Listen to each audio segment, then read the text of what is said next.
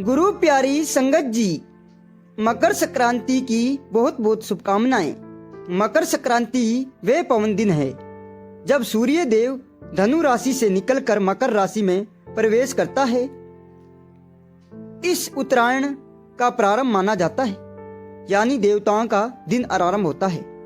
शास्त्रों में उल्लेख है, इस दिन स्नान, दान, जप और पूजा का विशेष महत्व है और कहा जाता है कि मकर संक्रांति की कथा सुनना मात्र से भी सूर्य देव प्रसन्न होता है और धन, सुख, समृद्धि में वृद्धि, रोग, शोक और बाधाओं से मुक्ति, परिवार में सुख, शांति और एकता बनी रहती। साथियों, कथा को अंत तक अवश्य सुने।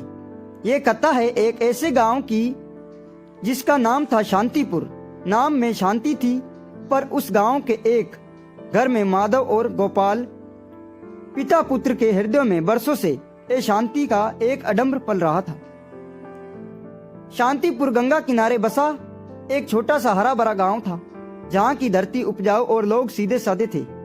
खेतों में हरी भरी फसलें हवा में झूमती मानो जीवन का गीत गा रही हों।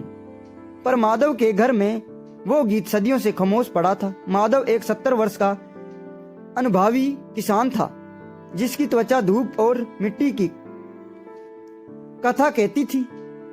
उनके हाथ वर्षों से हल चलाते चलाते खुरदरे हो चुके थे। उनकी हाथों में जमीन की हर नस की पहचान थी। उनकी आंखों में गहरी थी, जिनमें एक शांति पीड़ा का सागर लहराता रहता था। उनके पुत्र गोपाल उनके आंखों का तारा था। एक समय आज वही तारा उनसे दूर अपने ही अहंकार के आकाश में अकेले चमक रहा था।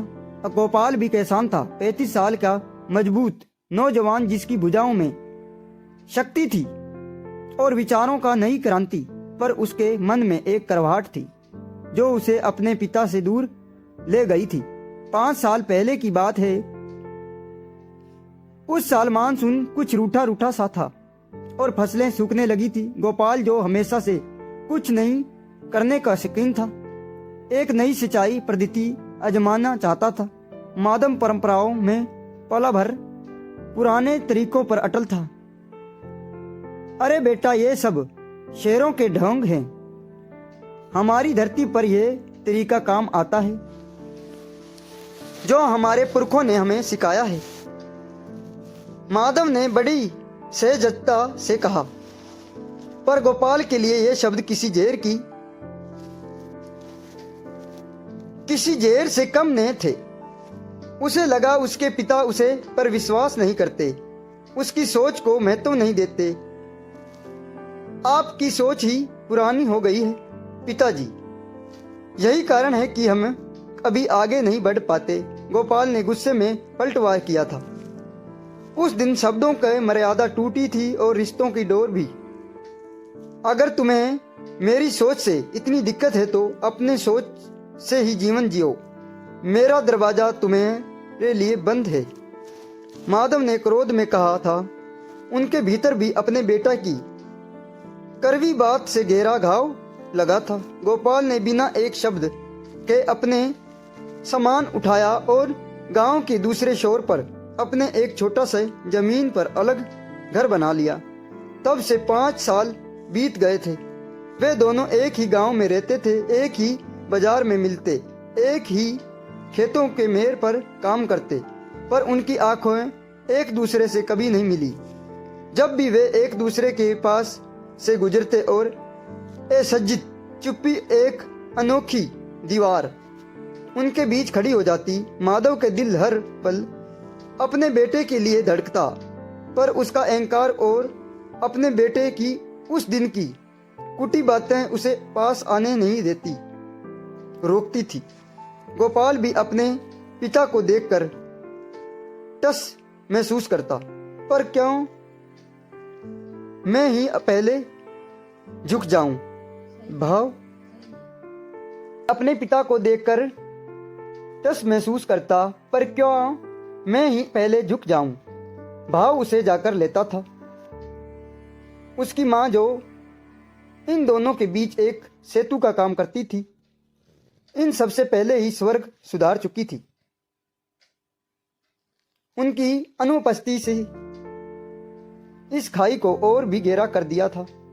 अब मकर संक्रांति का पावन पर्व नजदीक था। पूरे शांतिपुर में उत्सव का माहौल था। घर घर में तिल्लीगिरी की सौदी खुशबू फैल रही थी।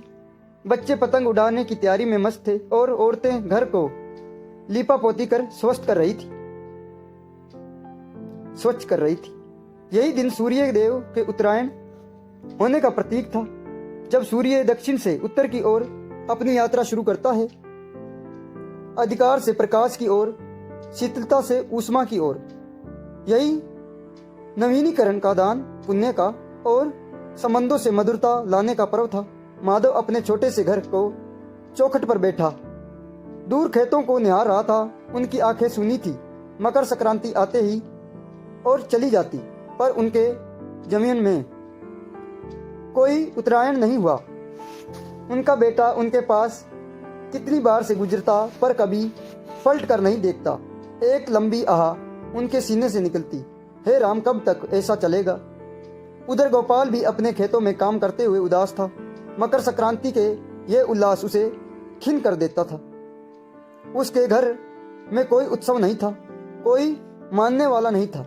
वे अक्सर अपने पत्नी की मृत्यु के बाद और भी अकेला ही हो चुका था, और पिता के अलग हो जाने से उनकी दुनिया और सिमट गई थी। उसे याद बचपन में मकर संक्रांति के दिन पिताजी कैसे सुबह सुबह गंगा स्नान कराने ले जाता था, फिर तेलंगी खिलाता और मंदिर ले जाकर कथा सुनाता। उन दोनों के बीच कितना प्यार था। एक कसक उसके दिल में उठी, जिससे उसने तुरंत दाब दिया, नहीं, गलती उनकी थी, मैं क्यों याद करूं वो सब। मकर संक्रांति का पर्व संध्या पर गांव के ठाकुर बाबा, जो गांव के सबसे वृद्ध और ज्ञानी व्यक्ति थे, माधव के पास आए और माधव, क्या हुआ, इतनी उदासी क्यों है चेहरे पर, मकर संक्रांति है कल, खुश हो। माधव ने ठाकुर बाबा की ओर देखा। उनकी आंखों में नमी और तौर आई। क्या बताएं बाबा, ये मकर संक्रांति भी एक और साल लाती है, यानी हर साल आती है, पर मेरा बेटा और मेरे बीच की दूरी मिटती नहीं। ठाकुर बाबा ने उनकी कंधे पर हाथ रखा। माधव, सूर्य उत्तरायण होता है, समय बदलता है, क्या पता इस दिन के बाद सूर्य देवता तुम्हारे जीवन में भी प्रकाश ला दे। उन्होंने एक गहरी सांस ली। कल सुबह मंदिर में कथा होगी, गोपाल भी आता ही होगा। माधव ने सिर झुका लिया। पता नहीं बाबा, वो तो मेरे चेहरा भी नहीं देखना चाहता। अगली सुबह मकर संक्रांति का दिन था। कड़ाके की ठंड थी, पर सूर्य देव की पहली किरणें धरती पर पड़ी ही थी। एक नई समृद्धि भर गई। गांव के लोग टोलियों में गंगा स्नान के लिए निकल पड़े। माधव भी अपने बूढ़े शरीर को समेटते हुए गंगा की ओर चल पड़ा। उनके मां में और उनके मन में एक अजीब सी बेचैनी थी। आज मंदिर में पंडित जी विशेष सूर्य देव की कथा सुनाने वाला है। गंगा के निर्मल जल में स्नान कर माधव ने अपने शरीर को शुद्ध किया। उन्होंने सूर्य देव को जल अर्पित किया। ओम सूर्य नमः का जाप करते हुए उनकी आंखें बंद थी और उनके होठों पर बस एक ही प्रार्थना थी, हे सूर्य देव, मेरे और मेरे गोपाल के बीच की बर्फ पिघला दे। उधर गोपाल भी अपनी आते की मुसीबत सुबह उठकर अपने खेतों की ओर चल पड़ा, पर आज उसके कदम मंदिर की ओर मुड़ गए। उसे नहीं पता था क्या, शायद उसका बचपन की ये वे यादें खींच कर ला रही थी। उसने भी गंगा में डुबकी लगाई, पर बिना किसी से बात किए। उसकी नजर हर जगह पर अपने पिता को ढूंढ रही थी, पर उसने देखा नहीं पा रहा था। उसे लगा शायद पिताजी अब तक नहीं आया। वो भीगी धोती में मंदिर की ओर चल पड़ा। मंदिर में भीड़ जुटने लगी थी। पंडित जी, जिन्हें लोग ज्ञानी बाबा कहते थे, अपनी जगह पर विराजमान हो चुके थे, जिन्होंने गंगा जल छिड़काव कर वातावरण को अपने और पवित्र किया और अपनी गंभीर मधुर वाणी को कथा आरंभ की। माधव मंदिर की एक कोने में बैठा था। उनकी आंखें छत की ओर लगी थी, जैसे ईश्वर से कोई उत्तर ढूंढ रही हूँ। गोपाल भी आया और भीड़ में सबसे पीछे एक खंबे के सहारे बैठ गया। उसकी नज़र मंदिर में हर चेहरे को टटोल रही थी, पर उसने जानबूझकर माधव की ओर नहीं देखा। उसकी आंखों में अभी भी एक अनुभव भाव था। पंडित जी ने अपनी कथा शुरू की। आज मकर संक्रांति का पर्व है। आज के दिन सूर्य देव दक्षिणायन और उत्तरायण होता है। यह केवल दिशा के परिवर्तन नहीं, यह एक गहना आध्यात्मिक संदेश है। मेरे प्यारे भक्तों, गोपाल ने अनबन भाव से सुना। उसे लगा यह सब पुरानी बातें हैं, उसका इनसे क्या लेना देना। पंडित जी आगे बोला, सूर्य देव क्या करता है? वे बिना किसी भेदभाव के सभी के प्रकाश देता है। वे अंधकार का नाश करता है, जीवन को ऊर्जा देता है, वंशपतियों को पोषण देता है। वे किसी से नहीं पूछता कि तुम अमीर हो या गरीब, ब्राह्मण हो या शूद्र, मेरे दोस्तों हो या मेरे दुश्मन। उनका प्रवेश और प्रकाश तो सब पर समान रूप से पड़ता है। गोपाल की कान में ये शब्द पड़े बिना किसी भेदभाव के। उसे अपने पिता को याद आई। क्या उसके पिता ने भी उसके साथ कोई भेदभाव किया था? नहीं, शायद नहीं, बस अपनी पुरानी सोच पर। अरे, जब सूर्य उत्तरायण होता है तब वे शीतलता को पीछे छोड़कर ऊष्मा की ओर बढ़ जाता है। यह हमें सिखाता है कि जीवन में कभी हमें भी अपने शीतलता यानी ठंडे पर रिश्तों पर गर्माहट हो देना चाहिए। हमें अपने मन की दक्षिणायन सोच को, जहां हम केवल अपनी सुख दुख देखते हैं, उसे छोड़कर उत्तरायण होना चाहिए, जहां हम दूसरों की खुशी, दूसरों के दर्द को भी समझते हैं। पंडित जी की वाणी भी गहरा भाव थी। माधव की आंखों में आंसू आ गए। वो मन ही मन प्रार्थना करने लगा, क्या मेरा गोपाल भी ये सब सुन रहा हो, समझ रहा हो? गोपाल के मन में एक बेचैनी होने लगी। पंडित जी के शब्द तीर की तरह उसके हृदय में चुभ रहे थे। उसे याद आया, बचपन में उसके पिता उसे कंधे पर बिठाकर पूरे गांव में घुमाते थे। एक बार वह बीमार पड़ा था तो माधव ने रात रात भर जगाकर उसकी सेवा की। उन दिनों तो कोई भेदभाव नहीं था। पंडित जी ने अपनी कथाएं को आगे बढ़ाया और उत्तरायण हमें त्याग सिखाती है। सूर्य देव अपने सर्वस्व लौटाता है बिना किसी उम्मीद के। रिश्तों में भी हमें यही त्याग अपनाना चाहिए। अहंकार, क्रोध, ईर्ष्या, यही सब हमारे मन के अंधकार है। जैसे सूर्य इन अंधकारों को मिटाता है, वैसे ही हमें भी अपने अहंकार की रात्रि को छोड़कर क्षमा की सूर्यास्त की ओर बढ़ना चाहिए। अहंकार। गोपाल के मन में यह शब्द गूंज उठा, क्या यह सच नहीं था?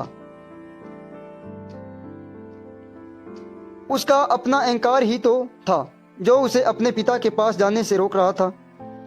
उसने सोचा था कि क्यों झुकूं, गलती उनकी थी, पर मैं गलती क्यों मानूं?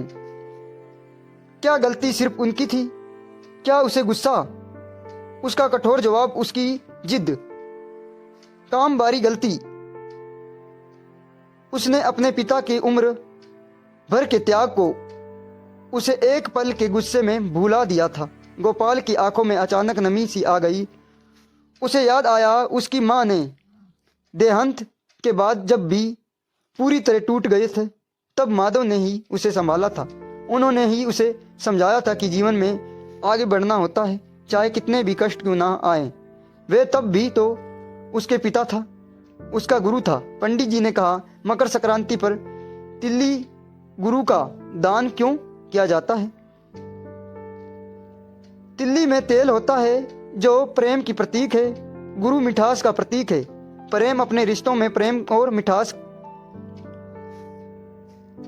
खिलाना चाहता है, करवाहट को त्याग देना चाहता है। जैसे सूर्य बिना भेदभाव के सबको प्रकाश देता है, वैसे ही रिश्तों में भी बिना शर्त प्रेम बांटना चाहिए। गोपाल की आंखों से अब आंसू झलकने लगे थे।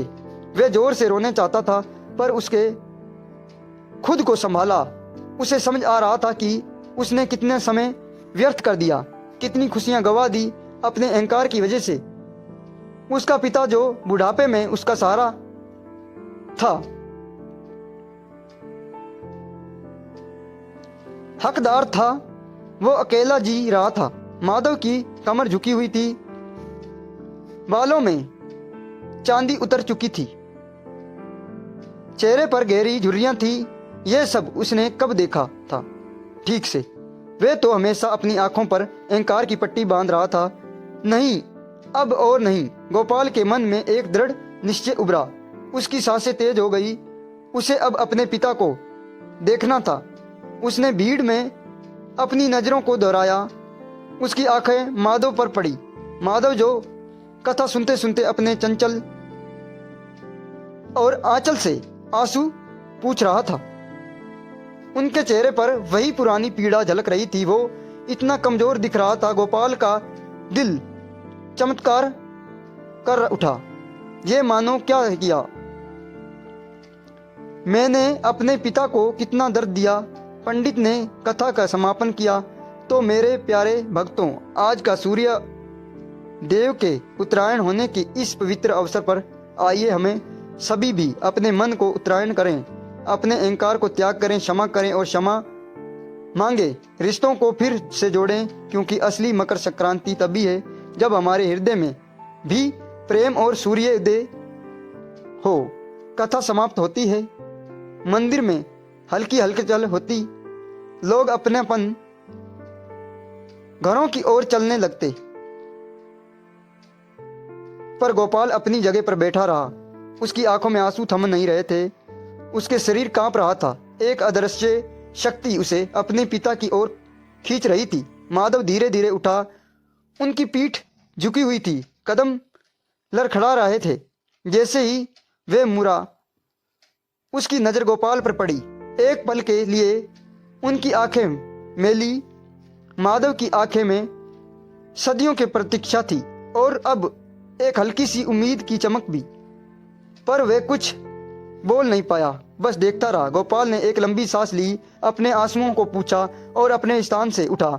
उसके अंदर का अहंकार पिघल चुका था, जैसे बर्फ सूर्य की रोशनी में पिघल जाती है। उसकी आंखें लाल थी, पर उनमें अब कोई करवाट नहीं थी, केवल पश्चाताप और प्रेम था। गोपाल धीरे धीरे अपने पिता की ओर बढ़ा। उसके कदम भारी थे, पर उसका दिल हल्का होता रहा था।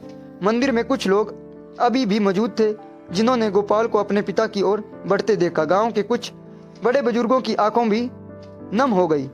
वे जानते थे कि इन पिता पुत्र के बीच क्या हुआ था।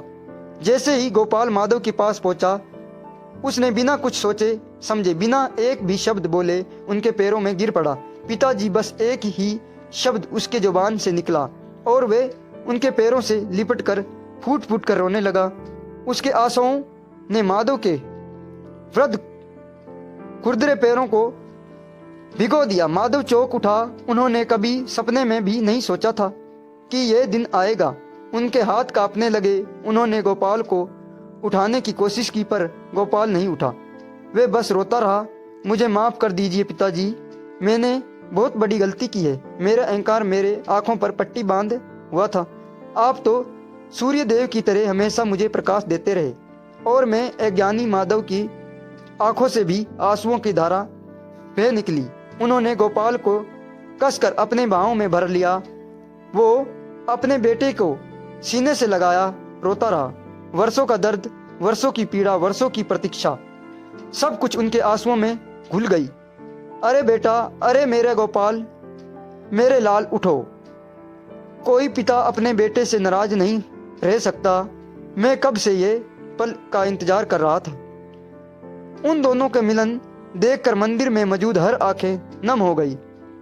कुछ स्त्रियां अपनी साड़ी के पल्लू से आंसू पोंछ रही थी।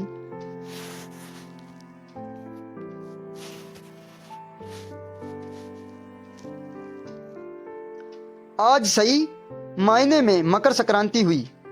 आज दो हृदयों की उत्तरायण हुआ। माधव ने गोपाल का चेहरा अपने हाथों में लिया।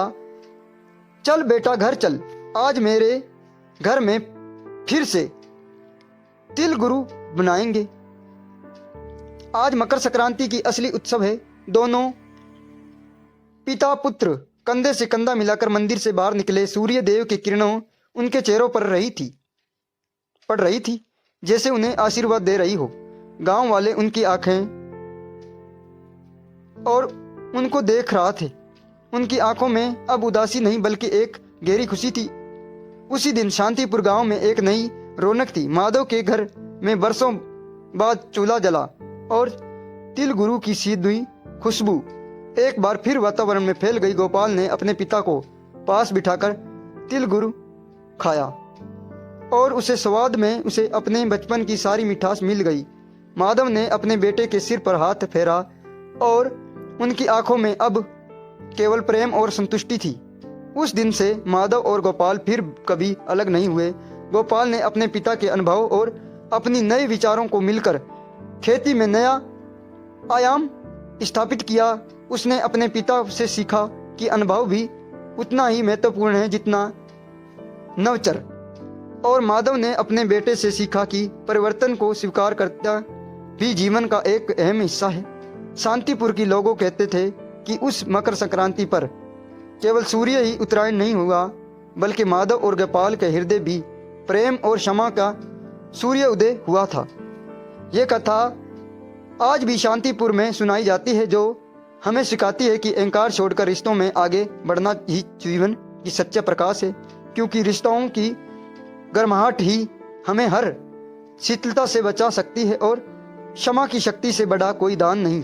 प्रिय साथियों, इस वीडियो में मकर संक्रांति की पावन व्रत कथा यहीं पर समापन होती है।